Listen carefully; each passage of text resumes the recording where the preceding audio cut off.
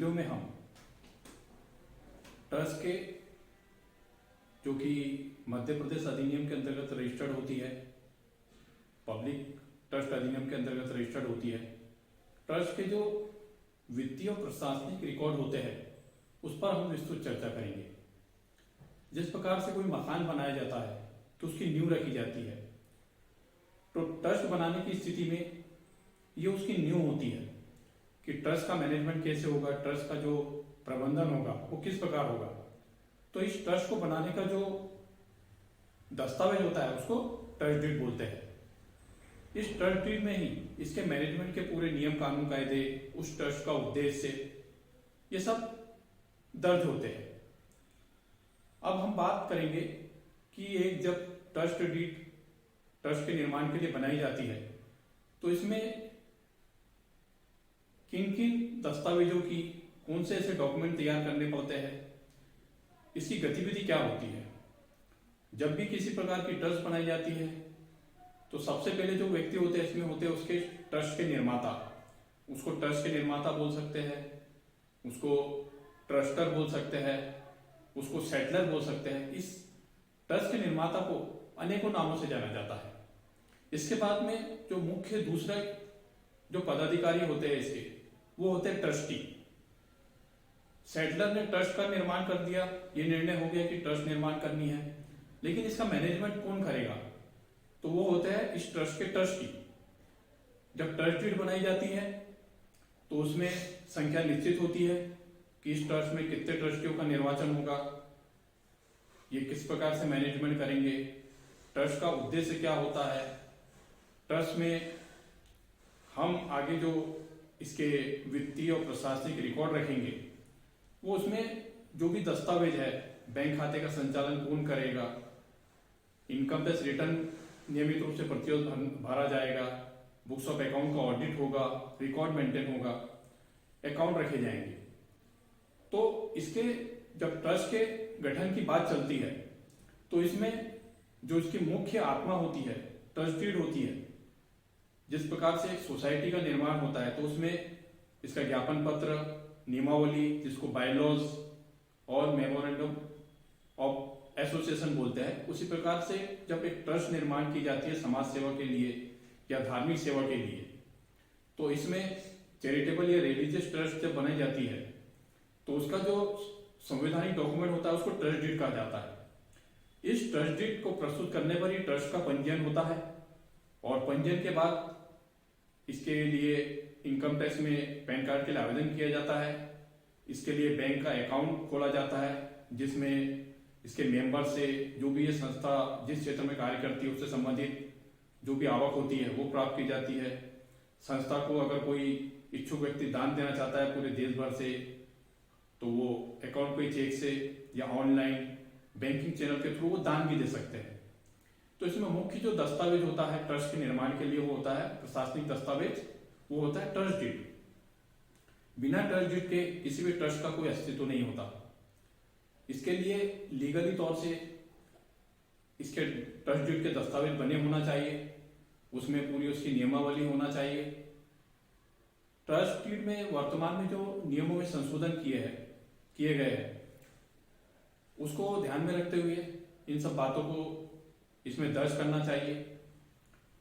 अब जो प्रशासनिक दस्तावेज हो गया ट्रस्ट डीड, उसके बाद में वित्तीय दस्तावेज में क्या होता है। वित्तीय दस्तावेज में आता है इसके बुक्स ऑफ अकाउंट।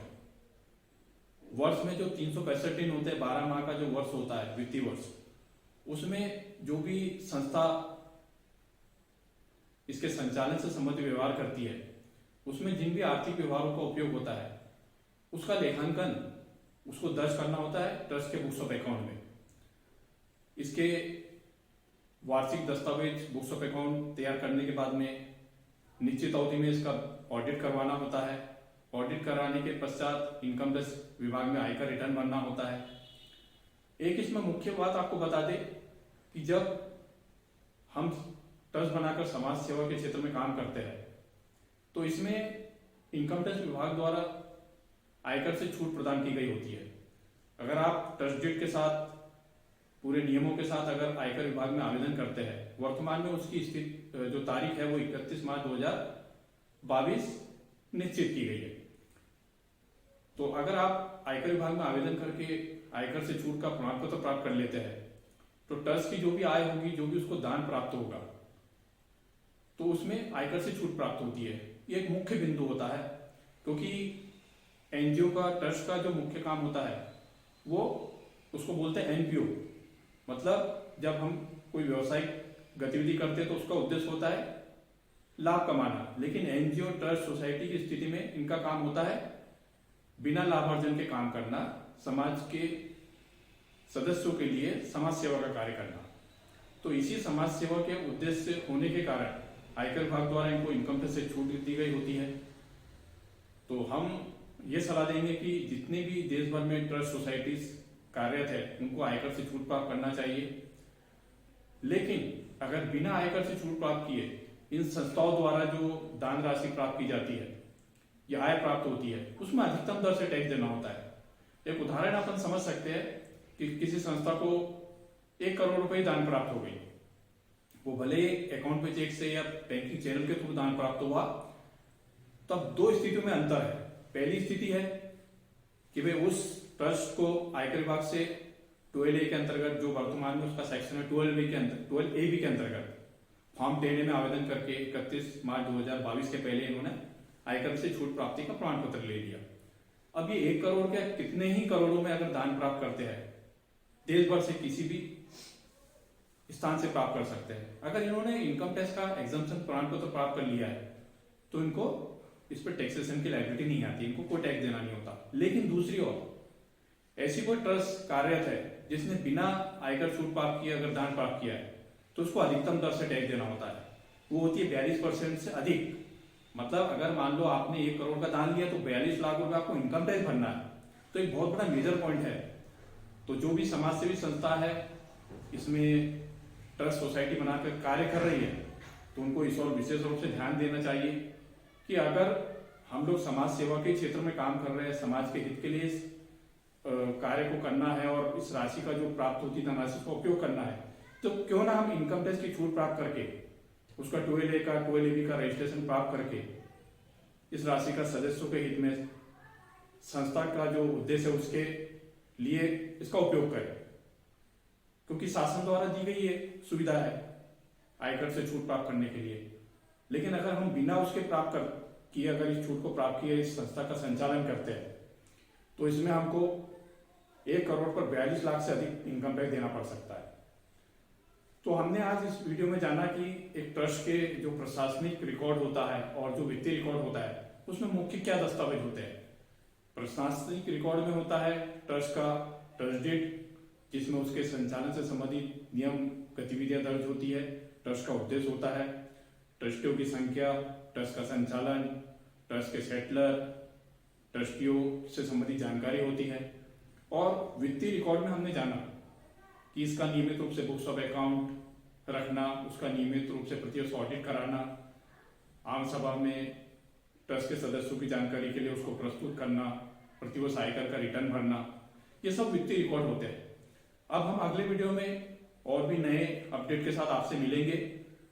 अगर आप हमारे इस YouTube चैनल पर नए हैं तो आप हमारे इस YouTube चैनल को सब्सक्राइब करें, साथ ही बेल आइकन को दबाएं। और साथ ही साथ अगर आप इस टॉपिक से संबंधित अगर कोई सलाह चाहते हैं, कंसल्टिंग चाहते हैं, देश भर से जो हमारे पास में जो फोन कॉल आते हैं, व्हाट्सएप मैसेज आते हैं, कॉलिंग होती है, वीडियो कॉलिंग, तो हमसे इस पे जानकारी दी जाती है। अगर आप इच्छुक है, अगर आपका किसी प्रकार से कोई डाउट है ट्रस्ट से संबंधित, टैक्सेशन से संबंधित इसके कि भाई कौन सा फॉर्म भरा जाता है इनकम टैक्स में, मुख्यतः इसमें 2 प्रकार के रिटर्न भरे जाते हैं। जो भी इनकम टैक्स में एग्जम्पशन प्राप्त करती है एनजीओ, ट्रस्ट सोसाइटी, वो ITR 7 भरते हैं, और जिनको एग्जम्पशन प्राप्त नहीं होता वो इनकम टैक्स रिटर्न 5 भरते हैं। तो काफी अगर आपको इससे संबंधित कोई जानकारी ऐसी महसूस होती है कि हमको ये होना चाहिए तो आप हमसे कंसल्टिंग भी कर सकते हैं, हमसे बात भी कर सकते हैं, सलाह ले सकते हैं। तो आज के इस वीडियो में इतना ही, मिलते हैं अगले वीडियो में। नमस्कार।